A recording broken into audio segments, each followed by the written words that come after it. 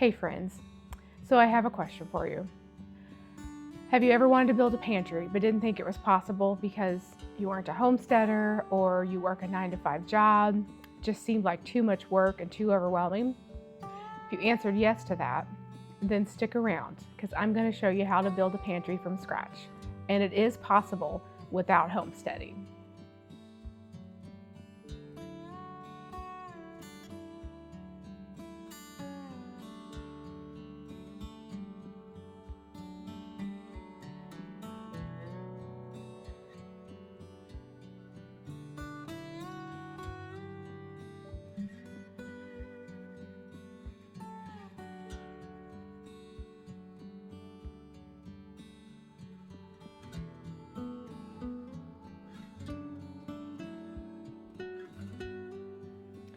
So the first thing that you want to do is build up your supply of seasonings.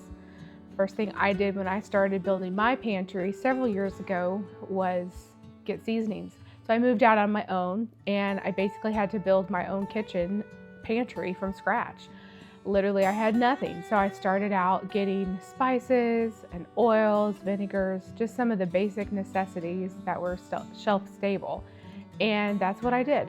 So how did I do it? I often would go to a Dollar Tree, a dollar store, or Aldi's, somewhere that had cheap spices. You can even get them at Walmart. They used to be 50 cents a spice. I don't know if they're still that cheap anymore. I haven't bought them for a while, so they might be $1. But those are some things that you can do to kind of start building up your supply of spices. And you won't be able to get everything at once. I started cooking at home more, and then whenever a recipe called for a spice, I would go and purchase that spice. And eventually you kind of find out the spices that you're using routinely, and then those are the ones that you'll go through a little bit more often, and you'll keep a running supply of those.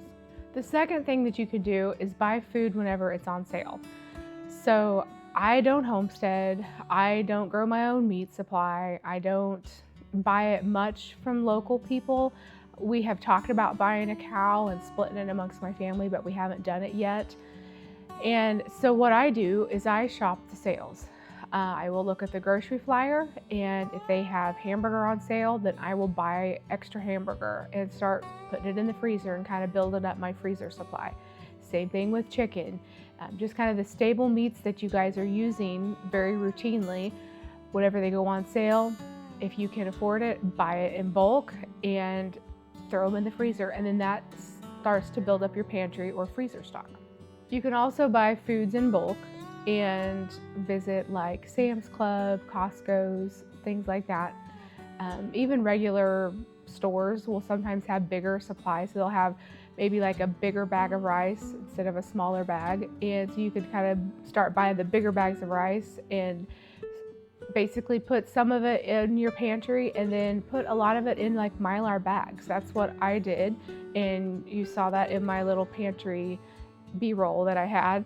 But I bought a bunch of stuff from Sam's Club and Costco when I had time and the money and resources to do it. And over time, I just started, first thing I did is I bought extra flour. So when you go to Costco, they have their Kirkland's organic flour that I use, and it comes in 2 big old bags. So you get like 10 pounds of flour. And so if I could afford it, I maybe would buy 2 of the 2-packs. And so I could have 1 to use right now and then 3 that I could use later and store them for later. And so what I did is I took that flour, put it into Mylar bags and vacuum sealed it.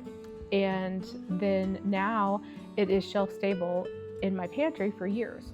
I did the same thing with beans and rice and pasta, popcorn and oatmeal. And those are some of the staple foods, dry goods that I have on my shelf in my pantry that I have built up over the years. And I'll just pull them out of the Mylar bags and use them. And then once I start to get a little bit low on something, I'll just buy a little bit more in bulk and then add my supply back up in my pantry. So I kind of mentioned this already, but you want to start with the easy things like beans, rice, flour, oatmeal.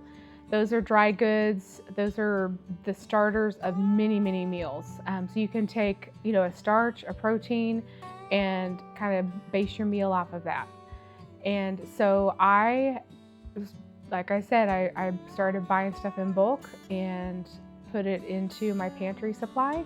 And now I've got a back stock. It's my back pantry is what I call it. But I have a back pantry now that's full of extra, so that whenever I run out in my regular kitchen pantry, I can just pull from my back stock and pull forward. So I've got a supply that will last me quite a little bit. So if all that seems overwhelming, don't let it be. You can just literally, when you go to the grocery store, just buy 1 or 2 extra things. Buy a couple extra bags of elbow pasta. Instead of like having all kinds of fancy different styles of pasta like spaghetti noodles and elbow pasta and rigatoni and all the different ones, just keep it basic. So most pastas are kind of universal. So the elbow pasta, you can make a lot of stuff out of that. You can use that in soups. You can use that to make spaghetti, or what we call goulash. You can just use it in a lot of different pasta recipes. And so don't get all the noodles, just stick with the one basic one that you use a lot. Another thing that you could do is grow a garden. So I moved into my house here about a couple years ago, and it's probably about 2.5 now. And I started building up, after I had been here about a year, I started thinking I wanted to build a pantry up because I didn't have that. And so I started, like I mentioned, first off, I started with the dry goods, and I started getting the flowers and the dried beans, and I don't have every dried bean. I have like pinto beans, black beans. I'm not even sure that I have a white bean. I think I maybe just have pinto and black in my dry goods storage. One thing you could do is, if you want to get the dry beans ready, you could actually can your own beans, which I have done that. And so I have canned white beans. I don't even buy beans at the store anymore. I just can my own.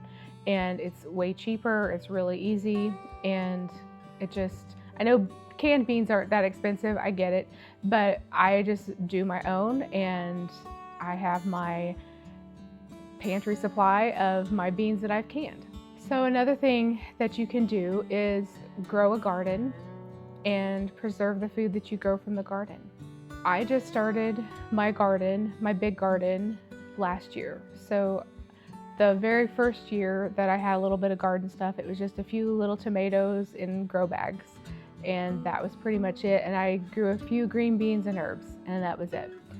I then decided that I enjoyed that so much that I wanted to actually have a bigger garden. So last year I got 6 raised garden beds, and started with a garden basically with that, and then a bunch of grow bags. And so last year I grew tomatoes, I grew cantaloupe, I grew a few cucumbers, some squash, and then lots of green beans. And so I had quite a few vegetables that I grew last year out of my own garden, and I canned them up. So I had canned green beans that I was able to do. I did dilly beans, which is like a dilled bean.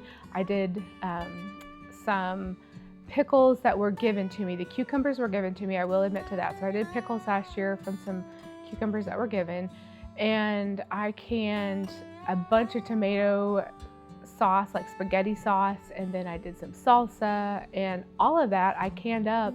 And you can see that in my pantry tour, that I've got a bunch of canned tomato products.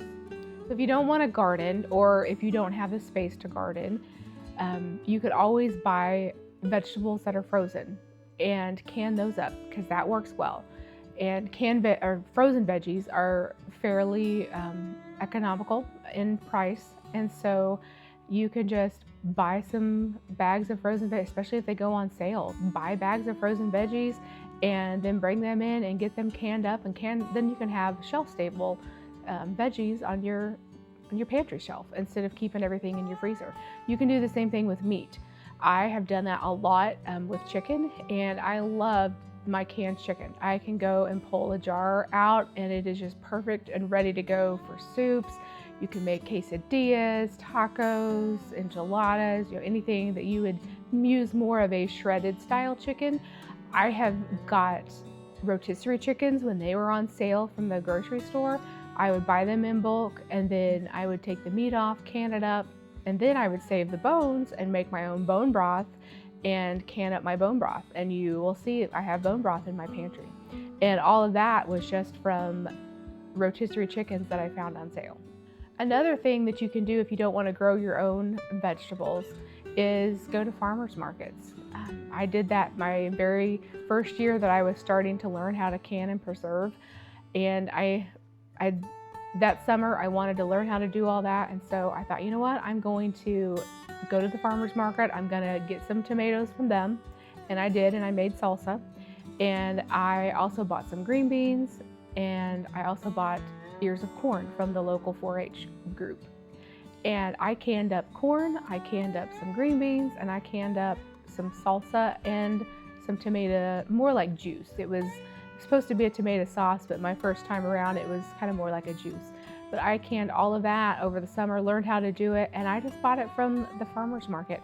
The Amish, they have a produce table at the farmers market, and they would always have a lot of that stuff in bulk that you could buy up. And that's what I did when I very first started learning to can and starting to build my pantry from scratch. And then finally, don't go crazy with building your pantry. Actually, just buy the stuff that you guys will use. Don't buy food or grow food that your family is not going to eat. Don't, think, oh, well, we don't really eat a lot of carrots, so don't grow carrots. Don't buy carrots and then try to can them up.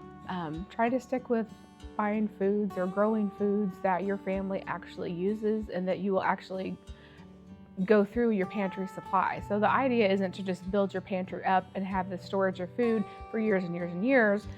The idea is to use it and then replenish your supply. So you kind of go through your pantry and then replenish it.